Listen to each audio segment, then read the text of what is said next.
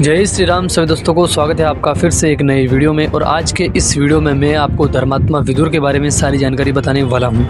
विदुर कौरवों और पांडवों के काका तथा धृतराष्ट्र एवं पांडु के भाई थे। उनको धर्मराज का अवतार भी माना जाता है।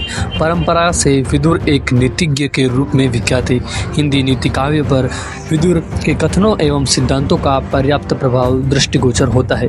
महाभारत युद्ध को रोकने के लिए विदुर ने यत्न किए पर अंततः असफल रहे। युद्ध के अनंतर विदुर पांडु के भी मंत्री हुए। जीवन के अंतिम क्षणों में उन्होंने वनवास ग्रहण कर लिया तथा वन में ही इनकी मृत्यु हुई। विदुर धृतराष्ट्र के मंत्री किंतु न्यायप्रियता के कारण पांडवों के हितैषी थे। इनकी प्रसिद्ध रचना विदुर नीति के अंतर्गत नीति सिद्धांतों का सुंदर निरूपण हुआ है। तो अब बात करते हैं कि धर्मात्मा विदुर का जन्म किस प्रकार हुआ। तो ये कहानी शुरू होती है हस्तिनापुर के नरेश शांतनु। हस्तिनापुर नरेश शांतनु की रानी सत्यवती के चित्रांगद और विचित्रवीर्य नामक दो पुत्र हुए थे। जब चित्रांगद और विचित्रवीर्य छोटे ही थे तभी शांतनु का स्वर्गवास हो गया। इसीलिए उनका पालन पोषण भीष्म ने किया। भीष्म ने चित्रांगद के बड़े होने पर उसे राजगद्दी पर बिठा दिया, किंतु कुछ समय बाद ही वह गंधर्वों से युद्ध करते हुए मारा गया। विचित्रवीर्य को राज्य सौंपने के बाद भीष्म को विचित्रवीर्य के विवाह की चिंता हुई। उसी समय काशीराज की 3 कन्याओं अंबा, अंबिका और अंबालिका का स्वयंवर होने वाला था। भीष्म ने वहां जाकर अकेले ही सभी राजाओं को हरा दिया और तीनों कन्याओं का हरण करके हस्तिनापुर ले आए। बड़ी कन्या अंबा ने भीष्म को बताया कि वह राजा शालू से प्रेम करती है। यह सुनकर भीष्म ने उसे राजा शालू के पास भिजवा दिया और अंबिका और अंबालिका का विवाह विचित्रवीर्य के साथ करवा दिया। विचित्रवीर्य की कोई संतान नहीं हुई और वे क्षय रोग से पीड़ित होकर मृत्यु को प्राप्त हो गए। कुल का नाश होने से भय से माता सत्यवती ने भीष्म से कहा, पुत्र, इस वंश का नष्ट होने से बचाने के लिए मेरी आज्ञा है कि तुम इन दोनों रानियों से पुत्र उत्पन्न करो। माता का आदेश सुनकर भीष्म ने कहा, माता, मैं अपनी प्रतिज्ञा भंग नहीं कर सकता। आपको बता दें कि भीष्म ने ब्रह्मचर्य का पालन करने और कभी शादी नहीं करने की प्रतिज्ञा ली थी। माता सत्यवती को अत्यंत दुख हुआ। अचानक उन्हें अपने पुत्र वेदव्यास की याद आई। याद करते ही वेदव्यास वहां उपस्थित हो गए। सत्यवती ने उन्हें देखकर कहा, पुत्र, तुम्हारे सभी भाई निसंतान ही स्वर्गवासी हो गए।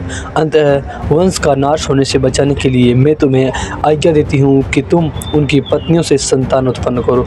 वेदव्यास उनकी आज्ञा मानकर बोले, माता, आप उन दोनों रानियों से कह दे कि वे 1 वर्ष तक नियम व्रत का पालन करते रहे, तभी उनका गर्भ धारण होगा। 1 वर्ष व्यतीत हो जाने पर वेदव्यास सबसे पहले बड़ी रानी अंबिका के पास पहुंची। अंबिका ने उनके तेज से डर कर अपने नेत्र बंद कर लिए। वेदव्यास लौटकर माता से बोले, माता, अंबिका का बड़ा ही तेजस्वी पुत्र होगा, किंतु नेत्र बंद करने के दोष से कारण वह अंधा होगा। सत्यवती को यह सुनकर अत्यंत दुख हुआ। उन्होंने वेदव्यास को छोटी रानी अंबालिका के पास भेजा। अंबालिका वेदव्यास को देखकर वैसे पीली पड़ गई। उसके कक्ष में लौटने पर वेदव्यास ने सत्यवती से कहा, माता, अंबालिका के गर्भ से पांडु रोग ग्रसित पुत्र होगा। इससे माता सत्यवती को और भी दुख हुआ। उन्होंने बड़ी रानी अंबालिका को पुनः वेदव्यास के पास जाने का आदेश दिया। इस बार बड़ी रानी ने स्वयं ने जाकर अपनी दासी को वेदव्यास के पास भेज दिया। दासी ने आनंद पूर्वक वेदव्यास से भोग कराया। इस बार वेदव्यास ने माता सत्यवती से पास जाकर कहा, माते, इस दासी के गर्भ से वेद वेदांगत में पारंगत अत्यंत नीतिवान पुत्र उत्पन्न होगा। इतना कहकर वेदव्यास तपस्या करने चले गए। समय आने पर अंबा के गर्भ से जन्मांध धृतराष्ट्र, अंबालिका के गर्भ से पांडु रोग से ग्रसित पांडु तथा दासी के गर्भ से धर्मात्मा विदुर का जन्म हुआ। धृतराष्ट्र, पांडु और विदुर के लालन पालन का भार भीष्म के ऊपर था। तीनों पुत्र बड़े होने पर विद्या पढ़ने भेजे गए। धृतराष्ट्र बल विद्या में, पांडु धनुर्विद्या में तथा विदुर धर्म और नीति में निपुण हुए। युवा होने पर धृतराष्ट्र अंधे होने के कारण राज्य के उत्तराधिकारी न बन सके। वे उदासी पुत्र थे, इसीलिए पांडु को ही हस्तिनापुर का राजा घोषित किया गया। विदुर यमराज के अवतार भी माने जाते हैं। कहा जाता है कि मांडव ऋषि के श्राप से यमराज ने ही दासी पुत्र के रूप में धृतराष्ट्र तथा पांडु के भाई होकर जन्म लिया था। यमराज भागवताचार्य है। अपने इस रूप में मनुष्य जन्म लेकर भी वे भगवान के परम भक्त तथा धर्मपरायण ही रहे। विदुर महाराज धृतराष्ट्र के मंत्री थे और सदा इसी प्रयत्न में रहते थे कि महाराज धर्म का पालन करें। वे नीति शास्त्र के महान पंडित और प्रवर्तक थे। इनकी विदुर नीति बहुत ही उपादेय और प्रख्यात है। विदुर पांडवों के हितैषी थे। ऐसा कहा जाता है कि जब कभी पुत्र स्नेहवश धृतराष्ट्र पांडवों को कलेश देते या उनके अहित की योजना सोचते, तब विदुर जी उन्हें समझाने का प्रयत्न करते। स्पष्टवादी और न्याय का समर्थक होने पर धृतराष्ट्र इन्हें बहुत मानते थे। दुर्योधन अवश्य ही इनसे जला करता था।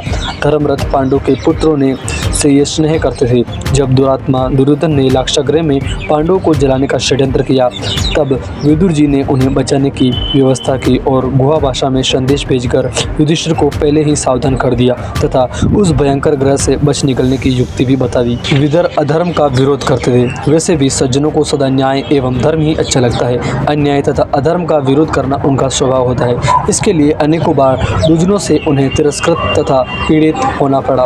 विदुर दुर्योधन के दुष्कर्मों का प्रबल विरोध करते थे। जब कौरवों ने भरी सभा में द्रौपदी को अपमानित करना प्रारंभ किया, तब वे रुष्ट होकर सभा भवन से चले गए। पांडवों के वनवास के समय विदुर को दुर्योधन से भड़काने से धृतराष्ट्र ने कह दिया, तुम सदा पांडवों की ही प्रशंसा करते हो, अतः उन्हीं के पास चले जाओ।